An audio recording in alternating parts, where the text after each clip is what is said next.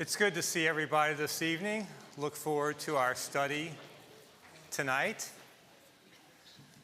Sounds like we have a very talkative group, so I'm encouraged by that. So let's hope that that trend continues as we kind of progress through these 45 minutes. We're picking back up tonight our study of Christian attitudes, the heart of the matter. And these two classes I had done in the young adults class about a week ago, and I found that the intro slide was a great reminder that really everything that we're approaching and discussing, all these different attitudes, all resort back to how do we let them affect and change our heart. And that's kind of the key to everything that we discuss, and particularly with the topic that we're going to look at tonight, our attitude towards material things. So we're going to be spending the next two class periods hopefully debating whether or not this little statement that I've put up here is factual or not, looking to God's Word for guidance as to whether that's applicable or not. But the premise that I'm operating upon is Christians are stewards who should use material possessions wisely, gratefully, and to honor God. And we're going to spend two class periods kind of digesting this. Our first one tonight, we're going to talk about the concept of we're stewards. We're not owners. And what are the implications of that? And how does that affect our attitude and our mindset about material things? And then on Sunday, with that as a baseline and a foundation of what we have, we're then going to transition to, well, what do we do with that knowledge? How do we put that into practice? How do we start to use the things that God has blessed us with to actually honor Him?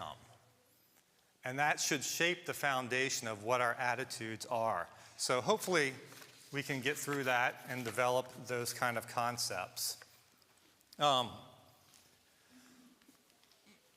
First and foremost, I mean, we are rather unique, right? In that we're physical beings, yet we possess a spiritual element about ourselves. We live in a physical world. We deal with things that we can physically see, touch, taste, smell, hear, any other different senses. Yet we really strive to work and improve upon the things that are unseen, the things that we can't see, the things of a spiritual nature.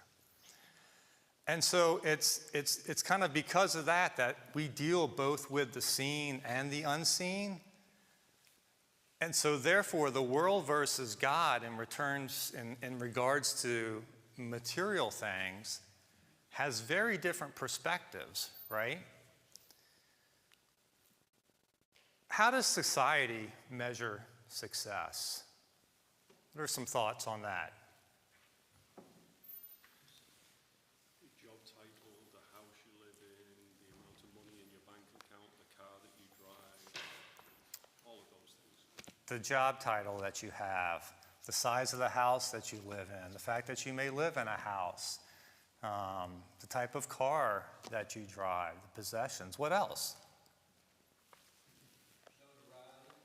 Notoriety, yeah. And even in today's society, it's how many followers do you have, right? You can look at it from that perspective. Success is measured by that metric. What else?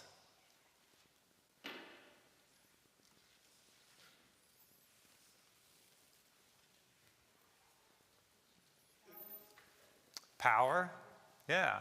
Your ability to influence others, to exert your will upon whatever situation it may be.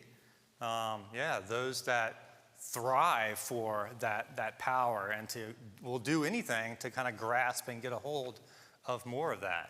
Great example. What else? How else does the world view the concept and the idea of success or measure it?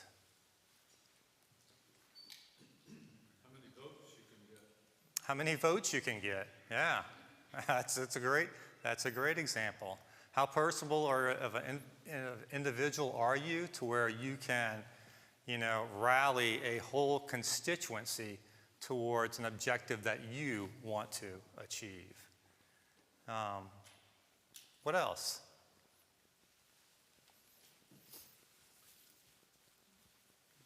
Your college degree, I think you might have mentioned that, right? Your level of education. But they're not all bad. Some of them that you could think of is like, even from a world's perspective, if you've done a great job raising a family, I think most people would have a very positive reflection upon that. There would be those that would kind of measure that as a standard of success. How does that stand in contrast to how does God measure success? By our relationship with Him.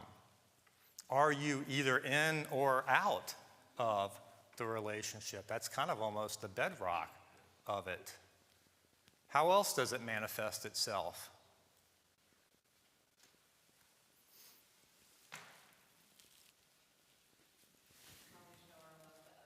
How we show our love to others. That's a great example of that. How do we show ourselves in service to one another? If you love God, you're going to love the brethren, right? Faithfulness, humility, everything. But service towards others is actually a very key fundamental thought about this, because when we circle back to that class number 2 and et cetera, and like, how do we go about using what God has blessed us with? It's really with that heart of service that drives that generosity on our benefit. So I think that's a very key fundamental. Any other thoughts? By our fruit, yes. Such as? The fruit of the Spirit, using our talent. You can think of several examples in the scripture where we're told that our outcomes are reflective of our relationship with God. Yes, our outcomes are reflective of our relationships with God. The way that we instill those precepts in our hearts, the attitudes that we have, they're illustrated in the way that we interact with one another, both those that may be our brethren and those that are not, those that are within the world, how we speak to them, etc. Two contrasts, two perspectives, but all dealing with kind of our same topic of the fact that we're within a material world. So think of this perspective. If someone looked at you and how you're devoted your time towards possessions or spending, what would they learn about how you value things? What would they learn about what you may value the most? And that's a hypothetical question, because I see a lot of people. So it's not a personal question to where, like, I want to know specifically from your perspective, what do they look? So I knew I would get that strange look on your face, right? But what's interesting about it is I think you can look at answering this question based upon the two issues before, right? Society is going to look at that, and they're going to look at that and answer that from a different perspective, right? They're going to look at, well, what have I amassed in terms of the type of car I drive or the job that I have, et cetera, or how large my investment portfolio is. And they're going to see that's where they spend their time and energy and pursuits at. But if you're looking at it from the perspective of, I value what God does, and I value what God thinks of me and how He values my heart, then my success is going to be measured by, with these possessions that I have, how am I doing things to serve Him, right? So it's not going to be a question of, well, what's the magnitude? Is it small or large? Or that's going to be completely irrelevant. It's going to be, what am I doing in terms of a service perspective?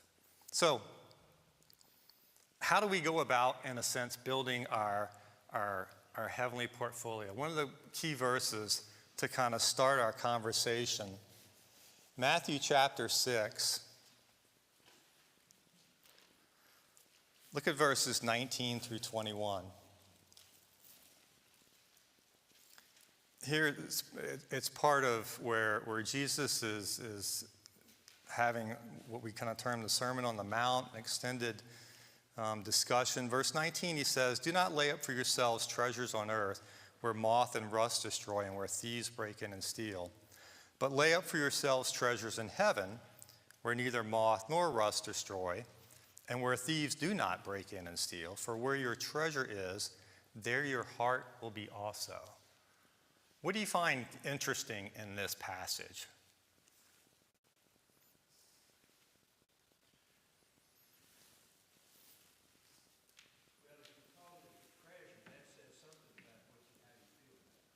There's value, right?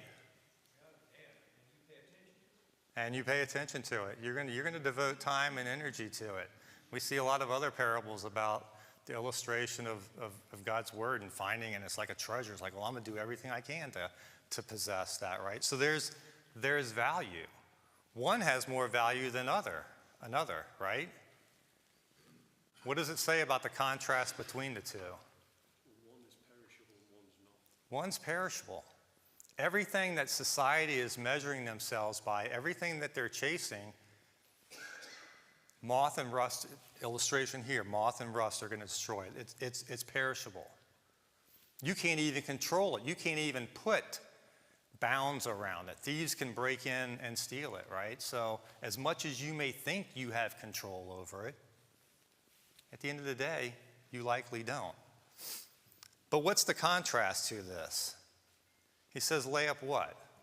Lay up treasures for ourselves in heaven. And we'll talk a little bit about that, right? How do we go about building, to use like today's vernacular, how do we go about building our heavenly portfolio? What are the things that we're doing that are laying up for ourselves treasures in heaven versus today's kind of mentality of building my portfolio today for when I may plan to retire or whenever that may be. It's interesting here, he always talks about there's a singular focus, right? And that as much as we may think we have the ability to multitask or to segment our hearts or our feelings, or we can pivot from one direction to another, here it talks about, no, we're not able to do that. The one that we focused upon, the treasure that we're focused upon and where we're laying that, either here or in heaven, that's where our heart's going to be. And that's kind of what our Christian attitude is. It's about the heart of the matter, and it's focused upon that. So let's explore how we are called to view material things, not as our own, but as God's gift to be used in our service towards him. So first and foremost, let's look at a couple of passages here. Psalms 24.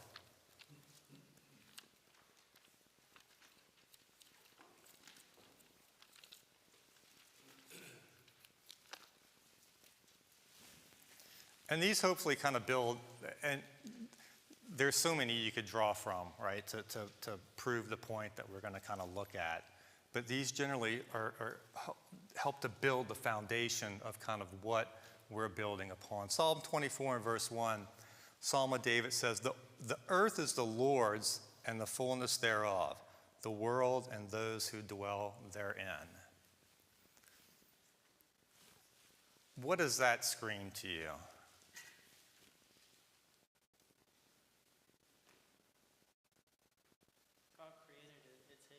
God created it. It is his. Everything is his. We had a lesson a few weeks ago, right? We talked about Job, and at the end of Job chapter 1, what was Job's kind of statement that kind of illustrates this? Do y'all recall? Naked I came and naked I left. I came in with nothing, and I'm going to leave with nothing. Everything that we have between those two benchmarks has been given to us by God. The very time that we have here this evening, the air that you're breathing, that next breath that you have, every possession that has been put into us, into our hands and trusted to us has been given to us from the God. So in that sense of the word, in the idea, we're all extremely rich.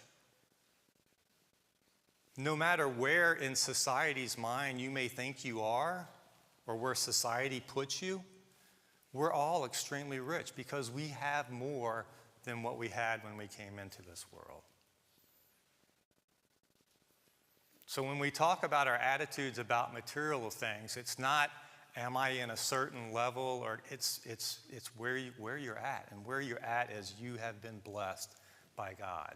Everything is His. Thoughts on that? Any comments?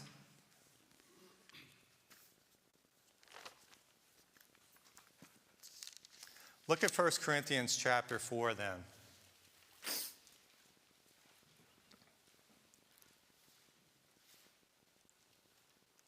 1 Corinthians chapter 4, Paul writes, beginning in verse 1, it says, This is how one should regard us, as servants of Christ and as stewards of the mysteries of God. Moreover, it is required of stewards that they be found trustworthy.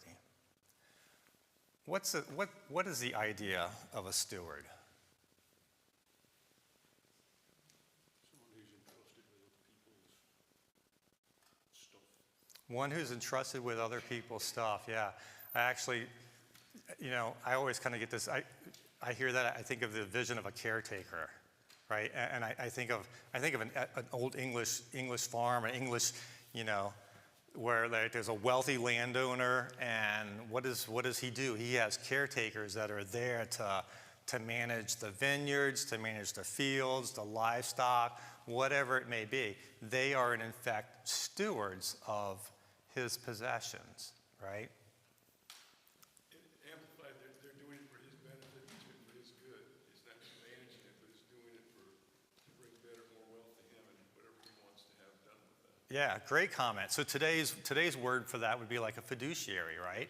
So you think of those that you've endowed this individual with whatever wealth or possessions you may have accumulated, and they're managing it for your benefit, not for their interest, right? And you can see, a numerous difference of commercials about certain different practices which may hype the fact that, okay, yeah, we're particularly fiduciaries, right? We're not going to do things in our own interest, but in the interest of our clients. And that's kind of the thought and the concept here.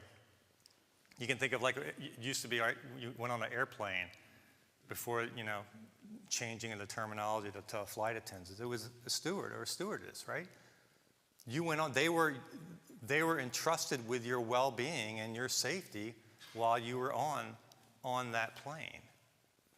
And so the other point here that I think is also very worthwhile, right, is that it talks about stewardship as a matter of trust.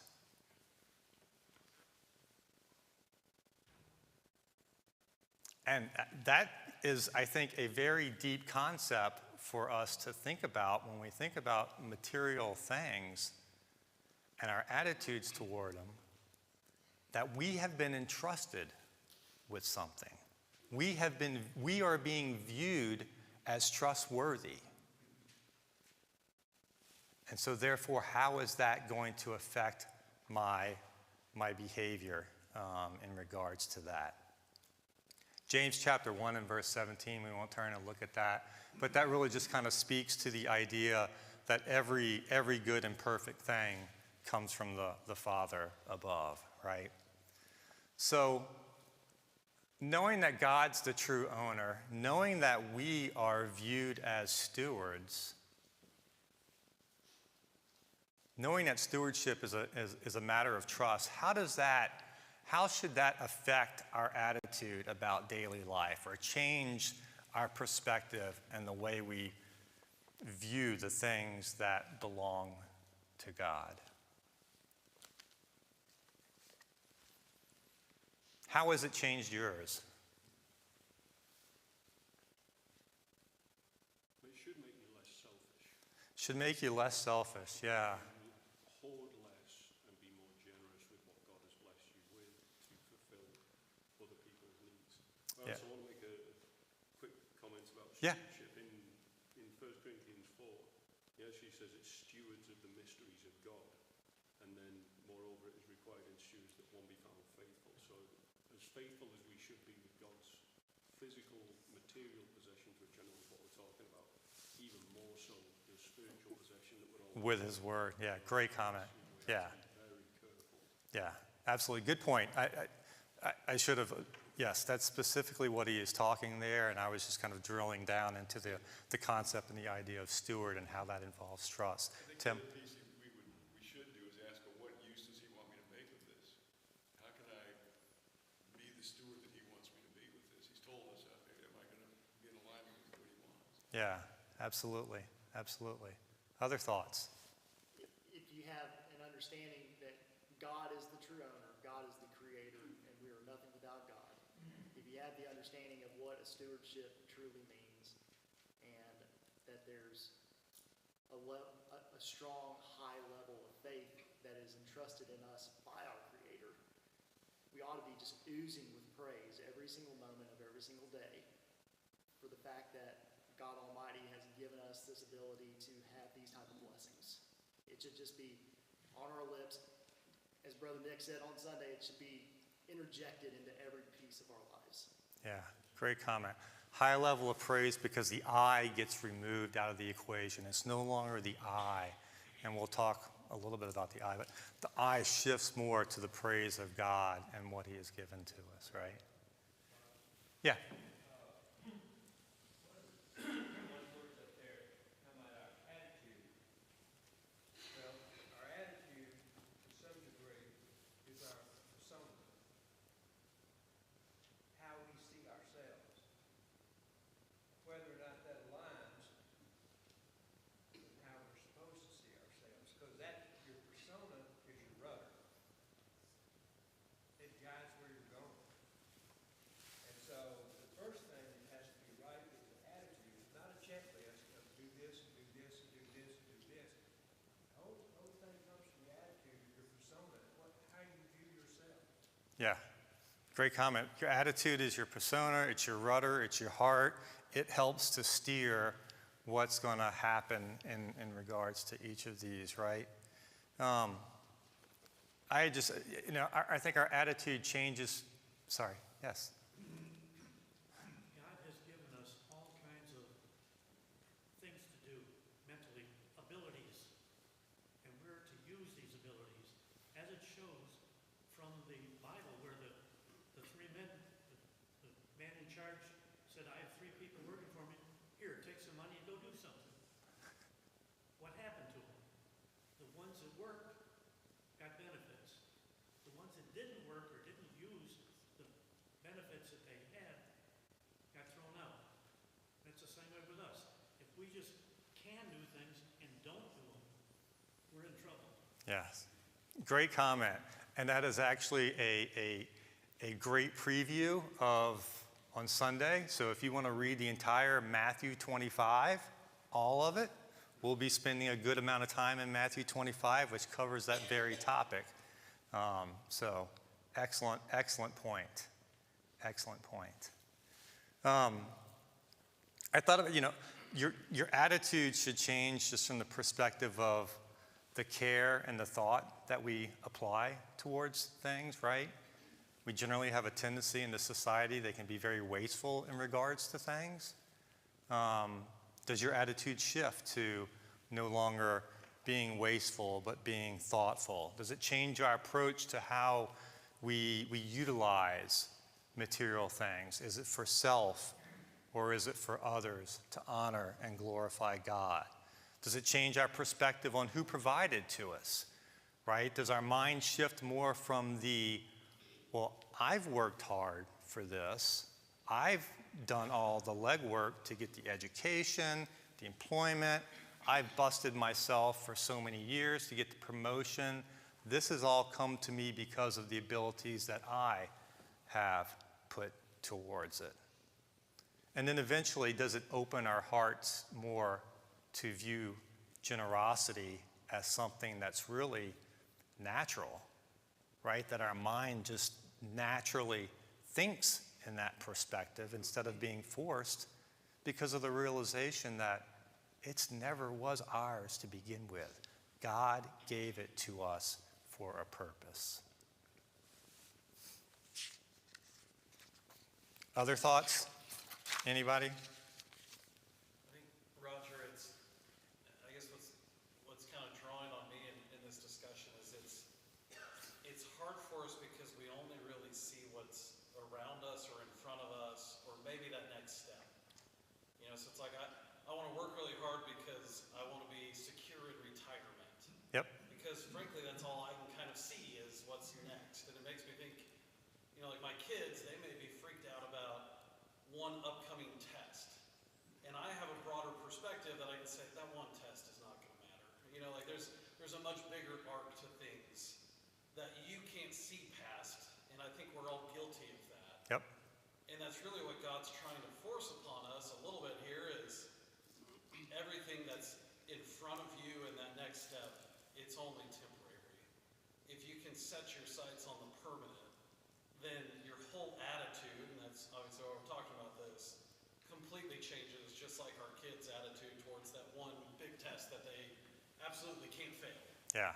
And it's the same thing, we can't fail retirement, but again, if we have that right perspective, our attitude all of a sudden starts shifting. Yeah. Great comment, Dan. Carolyn, do you have something you want to say? I was just going to say that I think arguably one of the most, if not the most important thing that God has given us to be stewards over is our time and how we're using that time. And depending on what season you're in your life, you may feel like you have less time than other people do. At least time to dedicate towards doing things that should be done and should be done based on what God says how we should be doing it. So I think it's, again, depending on where you're at in the season of life, it really takes some finesse and moving around your chess pieces to make sure that you're actually using that time the way you're supposed to be. Yeah, that's a great comment. Good analogy of moving around your chess pieces to make sure that you're effectively leveraging the situation that you're in to the most benefit to God and His glory, because it does change in the seasons of our life. Good comments. So, when you think about material things and the world's perspective and the view of materialism, what's the danger of materialism?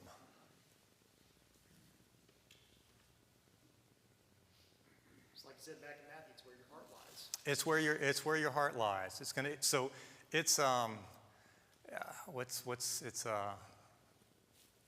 Blanking on a good word for it. Magnetic. I don't know why. I'm trying to think of something like it just draws you to it, and it's hard to escape, right? Magnetic may not be the best illustration for it. Attraction. Yeah. Thank you. Sometimes words don't really come really easily to my mind, but that's what. Yeah. It draws you to it, and therefore it's hard to escape. What are some other dangers related to it? It's where you put your priorities and your time and your focus. It draws you in so much that becomes your identity, your persona, and what drives you to spend your time and energy and effort. It's also a deceptive piece of fruit. We think it's going to deliver something that it does not deliver. It is a very deceptive piece of fruit that thinks it's going to deliver something that it never does, right? How many times have we experienced in our life, like, well, if I just get that, just one level, just that one more, right? You get that one more, but what do we find out? It never satisfies. There's always that next one more that you want to chase. There's always that next one pursuit that you're after. There is no level in terms of the world's view or materialism that's going to suffice. God's the only one that's going to provide that level of fulfillment in us. I think a lot of people also, the danger of it is that you get that identity that's actually what creates security or happiness for you, right? That they'll chase and they pursue that becomes my persona. That becomes what I've invested in. That becomes what I'm surrounded by. But it never delivers that, right? It never provides that security. It never provides that satisfaction. There's always that constant longing for just a little more. What am I going to do with just a little more? So let's look at Luke chapter 12. We're going to cover a lot of different passages that we could probably spend like entire lessons on. But let's look at Luke chapter 12, parable of the rich fool, beginning in verse 13. It says, someone in the crowd said to Jesus, "Teacher, tell my brother to divide the inheritance with me." But he said to him, "Man, who made me a judge or arbiter over you?" And he said to them, "Take care and be on your guard against all covetousness, for one's life does not consist in the abundance of his possessions." And he told them a parable, saying, "The land of a rich man produced plentifully. And he thought to himself, 'What shall I do? For I have nowhere to store my crops.' And he said, 'I'll do this. I'll tear down my barns. I'll build larger ones. And there I'll store all my grain and my goods. And I'll say to my soul, soul, you've ample goods laid up for many years to come. Relax, eat, drink, be merry.' But God said to him, 'Fool, this night your soul is required of you. And the things you've prepared, whose will they be? So is the one who lays up treasure for himself and is not rich toward God.'" What stands out to you in this passage?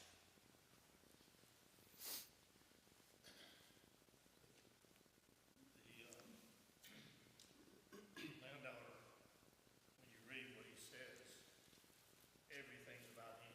I, myself.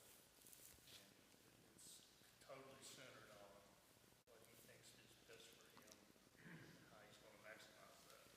Great comment. You see the repeated instance of I. What shall I do? For I have nowhere. I will tear. I will store. I will say to my soul, everything is for him and his benefit. Great point. What else stands out to y'all? The very first part in the parable that Jesus says, that the ground of a certain rich man yielded, he's already rich. His field is already yielding plentifully. There's no need whatsoever.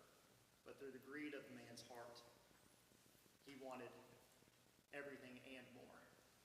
Yeah.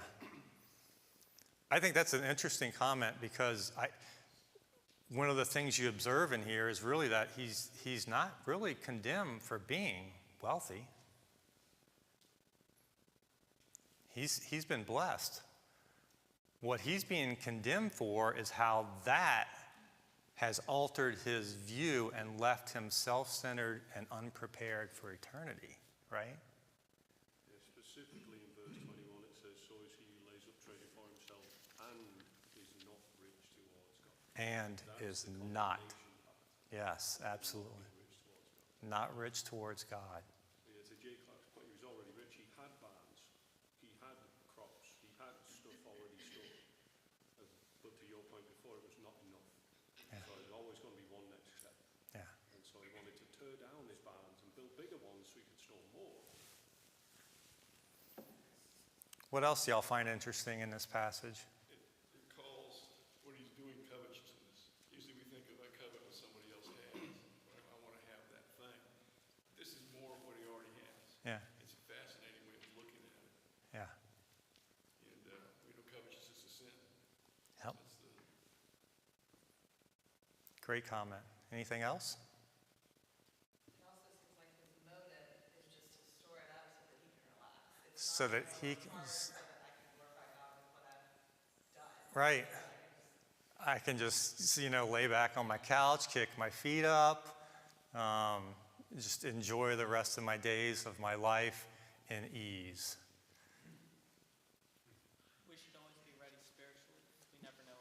should always be ready spiritually. You never know when your night may be. And he was not ready spiritually. He was really trying to be ready materially. The other thing that I always kind of struck me interesting about this, right, is even before you get to the parable, it's a real life example of what the parable is about. And can you imagine meeting the Lord face to face in person? And you have the opportunity to ask him anything. And what drives that man's heart? What does he ask? He takes his one opportunity that we're aware of, making liberties with that illustration, but he takes this opportunity and is consumed by making sure he gets his fair share of this world's treasure. And so God gives this parable of, you need to focus upon making sure that you have your share of eternity's treasure. I think that is the perfect illustration of someone who is looking for materialism as the source of their wealth, their security, their happiness, and just the fact that you had that opportunity, and that's what you're going to focus upon. It's just striking, and it's a challenge to us as we go about our lives, where we're getting every day face to face the ability with God and what he has spoken to us. And where are we spending our time in regards to that? Yes. What's even worse is Jesus just finished explaining what was important. He said, if you confess the Son of Man before men, I'll confess you to the angels. He just told them exactly what was important and that he was the judge. And then this guy comes and asks this question, and he says, his response is, who made me judge over you? He just explained that he was the judge. Yeah. That's a great comment. It's like I pulled this kind of out, but yeah, it was in the middle of a long discussion that was very spiritual in nature, and he just pivots.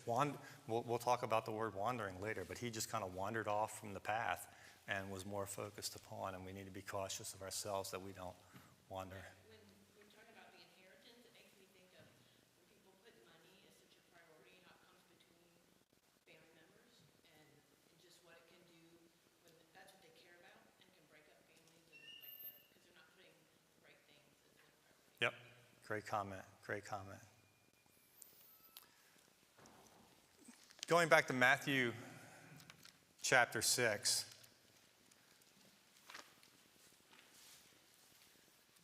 We talked about, like, we looked at verses 19 through 21 and the idea of where our treasure is, there our heart is also. Lay up for ourselves treasures in heaven, be rich towards God, just like we saw here.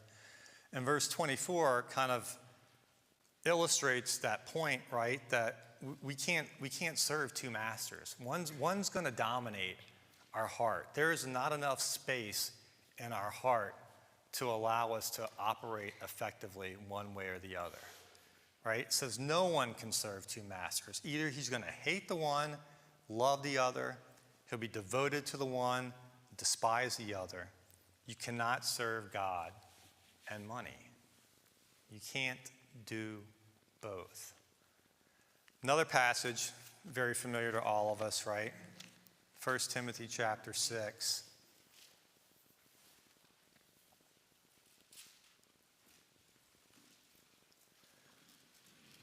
We'll come back to this passage as well a little later on.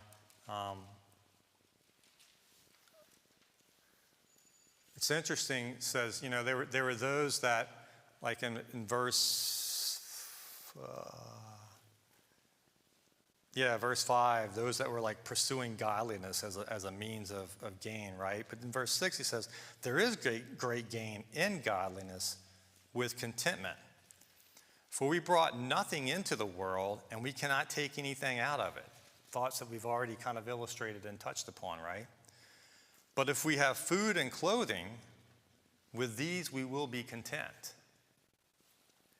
But those who desire to be rich fall in temptation, into a snare, into many senseless and harmful desires that plunge people into ruin and destruction. For the love of money is a root of all kinds of evil. It is through this craving that some have wandered away from the faith and pierced themselves with many pangs, right? Can you imagine, like, there's warning labels on everything that that you purchase or buy today, right? Could you imagine seeing something and then the warning label reads, if you consume or purchase this, right, you're going to fall into temptation, a snare, senseless and harmful desires, ruin and destruction. You know, give me 5, I'll take 5 of those and 3 of these over here, right, is kind of the thought behind that. But it's interesting, right? It doesn't say you may. Do you notice that? It doesn't say there's a possibility.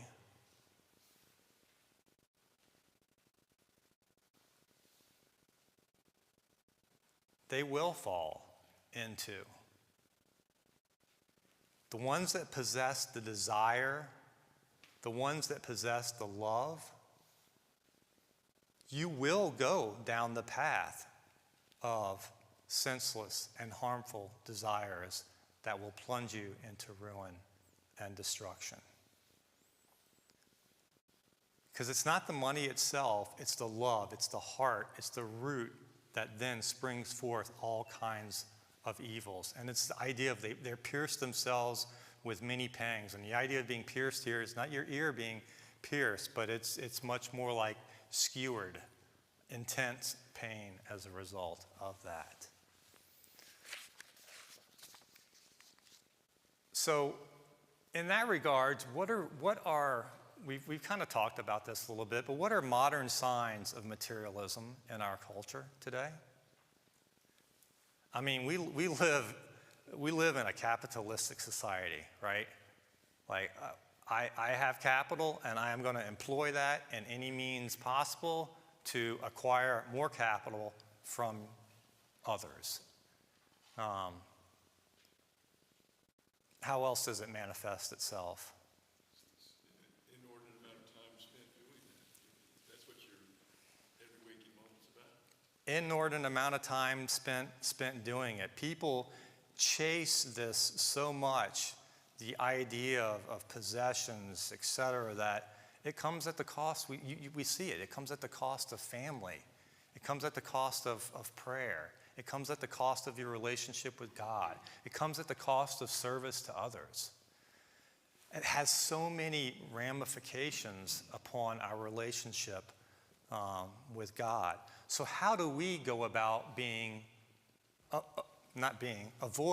avoid being consumed by this same mindset? 1 Timothy chapter 6, verse 11 says, but right after where we read about the love of money, it says, but you, O man of God, flee these things and pursue righteousness, godliness, faith, love, patience, gentleness. Great comment, great comment. And you see, Paul does this so many times, right? It's never, he just tells us what to leave. He also tells us, well, what do you need to replace it with, right? So there's 2 parts to the equation. And to your point here, it's the love of the money, but flee those things. Flee that love. Instead, pursue righteousness, godliness, faith, love, steadfastness, gentleness. We looked back in Matthew earlier, right? We looked at the verses 19 through 21, and we looked at verse 24. And if you kind of look sandwiched right in between there, it talks about what? Your eye is the lamp of the body. So we have the ability to be aware of what we are allowing to infiltrate our mind and our thoughts. And where we So where we cast our eyes is where our heart follows. So if we are idolizing something that leads to money or people because they are rich, then, or professions or whatever it is, when the end goal is money, yes. we cast our eyes there, we can create our own thing. Yes, great comment. So, Sunday, we're going to spend a little bit of time talking about the idea of contentment. That's another, I think, method for us to avoid being consumed. How do we develop contentment? And then we're going to look at Matthew chapter 25. And with this understanding and a foundation that God is the owner of everything. And what does that do then for us in terms of how can we be rich in regards to what he has blessed us with? So, thank you very much.